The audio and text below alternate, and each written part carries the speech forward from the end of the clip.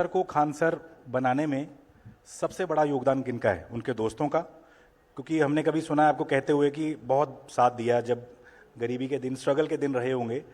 आपके दोस्तों का, आपके स्टूडेंट्स का, या कुछ ऐसे लोगों का जिनको हम नहीं जानते, या खुद खान सर का? अब पहले से किसी को पता नहीं रहता है कौन टीचिंग में जाएगा। वैसे हमको फौज में जाना था, टीचिंग तो हमको अभी भी मतलब पढ़ाते हैं, लेकिन फौजें पसंद है, टीचिंग नहीं।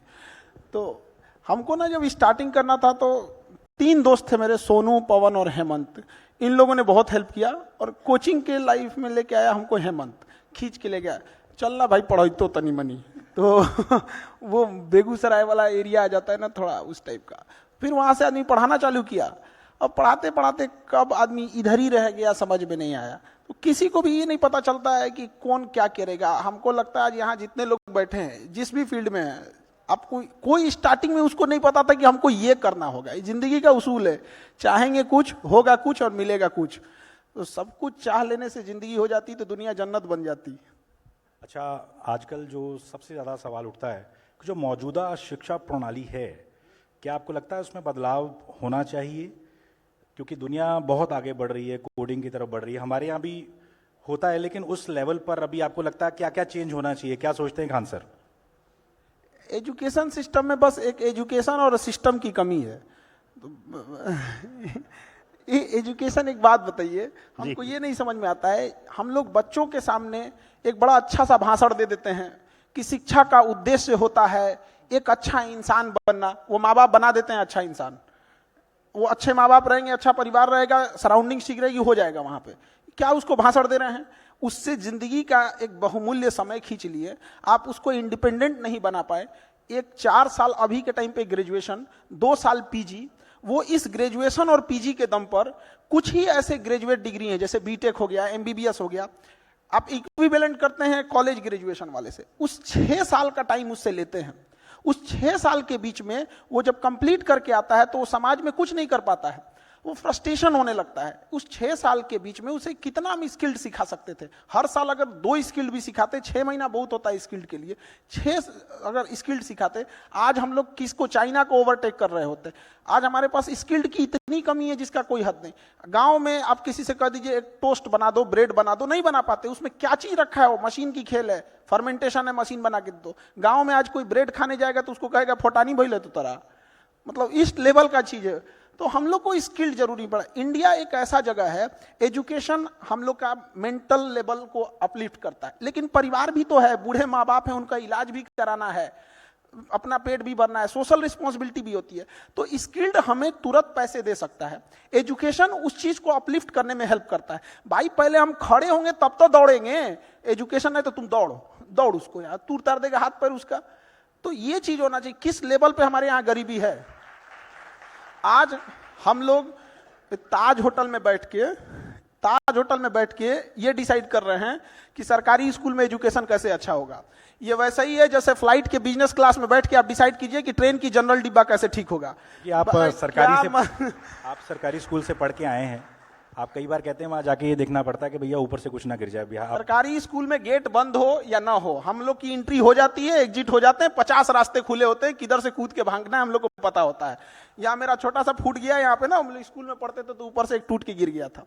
तो हमें ये देखना पड़ेगा कि हमारे कंट्री में किस लेवल तक गरीबी है। आप देखिए कि अगर गांव में कोई इंसान फल खरीद के ले जा रहा है ना, इट मीन्स या तो उसके घर कोई पूजा होगा या तो कोई बीमार पड़ा होगा, वो खाने के लिए नहीं ले जा रहा है, ये गरीबी है। और वहां हम लोग उसको कहेंगे एंटरप्रेन्योर बनो, अपनी कंपनी खड़ा करो। परिवार नहीं खड़ा कर पा रहा है, कंपनी खड़ा करेगा। और बढ़िया। अच्छा, चूंकि बहुत ही बढ़िया बातें कर रहे हैं, आपको 24 घंटे के लिए देश का शिक्षा मंत्री बना दिया जाए, क्या आप सबसे पहले बदलाव करेंगे? कुछ नहीं कर पाएगा इंसान, कुछ नहीं कर पाएंगे। तो ये फिल्मों में ही है। आप देखिए, आप किसी पायलट को टेम्पू दे दीजिए, टेम्पू, और कहिए उड़ा दे इसको, वो रनवे पे दौड़ते रह जाएगा, नहीं उड़ेगा वो। बहुत बढ़िया। मूस मोटैयन लोढ़ा होयन, हाथी घोड़ा थोड़े होयन। ये क्या मतलब बना के रखे हैं लोग। ऐसा लगता है कि जैसे मतलब एक टॉप लेवल चेंज कर देंगे तो सारा सिस्टम होगा, ऐसा नहीं हो सकता है। आप ग्राउंड लेवल पे जाके देखिए कितनी परेशानियां हैं। एजुकेशन सिस्टम को ना, शिक्षकों की भाषा मतलब समझ में नहीं। हम लोग तो सरकारी स्कूल में पढ़े थे तो कार्य बोलने की जगह टीचर कार्य बोलता था। तो हमको समझ में नहीं आता करना क्या है यहाँ पे। तो हमें एक टीचर और स्टूडेंट के बीच में इतनी ज्यादा डिस्टेंस बना के रख दिए हैं, इतना प्रोटोकॉल बना के रख दिए हैं। आज 90% स्टूडेंट, उनको अगर क्लास में कोई टॉपिक नहीं भी समझ में आ रहा है, टीचर बोलेंगे समझ में आ गया तो हाथ उठा देगा। टीचर को पता होना चाहिए कि स्टूडेंट किस टॉपिक पे फंसेगा और किस टॉपिक पे नहीं फंसेगा। टीचर इतना कॉन्फिडेंस होना चाहिए, वो बता सकता है कि ये टॉपिक हर बच्चे को समझ में आया कि नहीं आया। वहां आपने जीएस में ये चकल्लस तरीके से समझाने का फॉर्मूला निकाला, ये कब आया सबसे पहले प्लान में कि भैया ऐसे समझा सकते हैं, ऐसे समझ आएगा जीएस? हम लोग जब स्टूडेंट थे ना, तो टीचर लोग इतना लंबा लंबा बात बोलते थे, लोग समझ में नहीं आता था क्या बोले लोग। हम लोग को लगता था कि हम लोग पैदाइशी में कुछ मैन्युफैक्चरिंग डिफॉल्ट हो गया, हम लोग में कुछ लगता है पाठ पूर्जा कम है दिमाग में, समझ में उतना नहीं आता था। उसमें कुछ दोस्त सब जब हम लोग को समझाना चालू किए ना, तब समझ में आया कि भाई ये टीचर लोग जो है ना, ये गड़बड़ मतलब थोड़ा हाई लेवल पे लेके जा रहे हैं।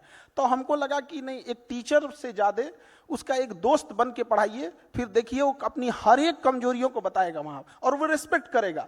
रिस्पेक्ट में कभी कोई कमी नहीं आएगी। रिस्पेक्ट किसका करता है? इंसान, जिससे हमें कुछ सीखने को मिलता है।